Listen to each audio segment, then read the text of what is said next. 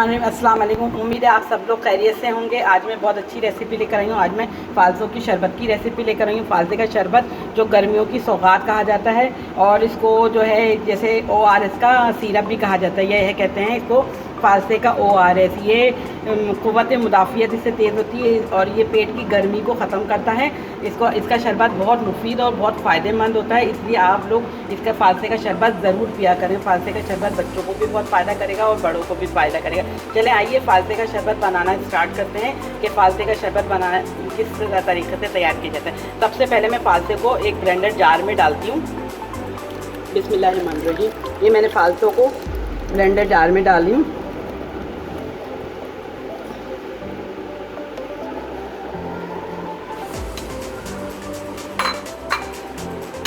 और इसके अंदर मैंने पानी थोड़ा सा डाला हुआ था पहले से। अब मैं इसको ब्लेंड करती हूँ। बिस्मिल्लाहिर्रहमानिर्रहीम। ये तकरीबन हमारे 300 ग्राम के करीब फ़ालसे हैं और ये इससे तकरीबन हमारे 5 से 6 गिलास तैयार हो जाएंगे। चलें इसको पहले हम ब्लेंड करते हैं, फिर इसको हम छानेंगे। मेरी रेसिपी को आखिर तक देखिएगा कि मैं इसमें और क्या चीज़ें ऐड करूँगी। पहले हम इसको ब्लेंड कर लेते हैं फ़ालसों को।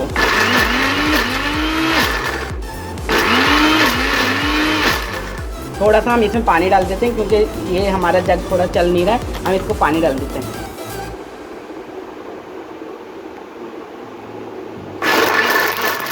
देखें अब मैंने इसके अंदर पानी डाला है तो ये अच्छी तरह से ब्लेंड हो रहा है।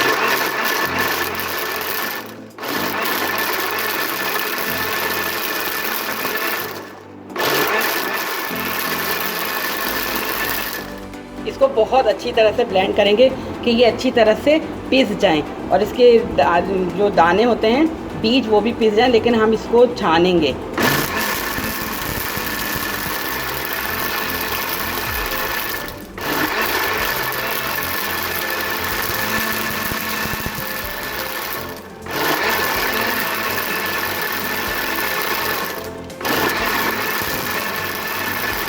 चले आइए देखें हम कितना ये ब्लेंड हुआ है। ये देखिए ये कितने अच्छे तरह से ये पीस गया है। अब हम इसको छानते हैं।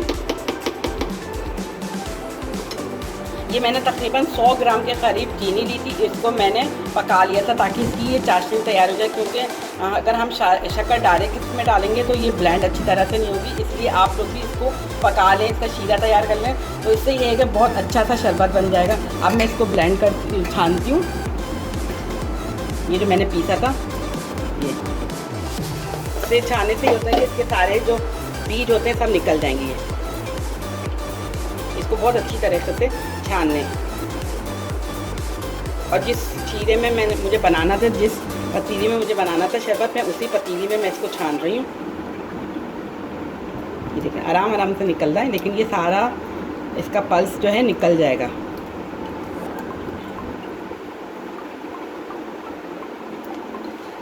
दबा दबा के इसका सारा पानी रिमूव कर लें। ये देखिए ये बहुत अच्छा बहुत मज़ेदार बनता है शरबत। जिस तरह तरबूज का शरबत फ़ायदेमंद होता है, इसी तरह ये फ़ालसे का शरबत भी बहुत फ़ायदेमंद। फ़ालसे थोड़े खट्टे मीठे होते हैं तो इससे बहुत मज़ेदार होते हैं। बच्चे तो बहुत ही शौक़ से फ़ालसे खाते हैं, चाट मसाला छिड़क के।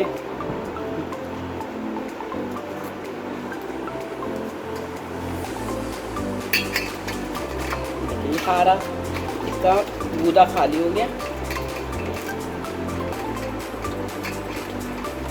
अब इसमें और डाल देती हूँ और थोड़ा सा पानी डाल के इसमें जो बचा है वो भी डाल दूँ।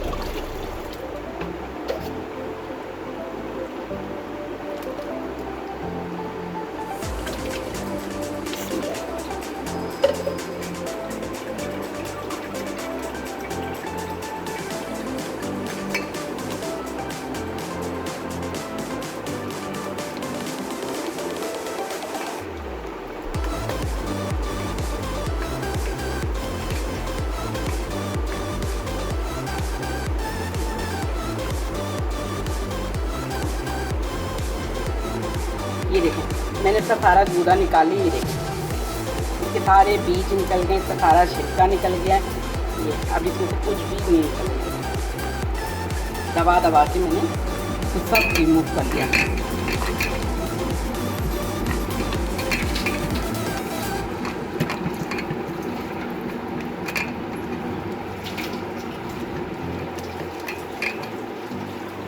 ये देखें हमने ये इसका सारा गूदा निकाल लिया। ये अब ये रेडी हो गया हमारा। इसको हम अलग कर ले रहे हैं और ये नीचे से भी छान लेते हैं।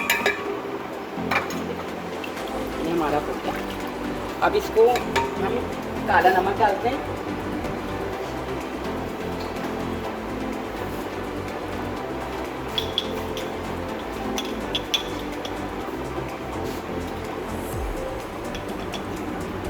ये आधा चमचे के करीब हमने काला नमक डाला इसके अंदर।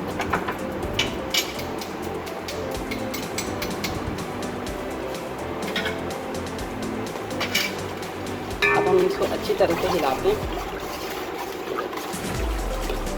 और इसको कलर देने के लिए हम रूह अफ़ज़ा ज़रा सा डालेंगे ताकि इससे अच्छा सा कलर आ जाए। ये मैंने इसके अंदर रूह अफ़ज़ा डाल दिया।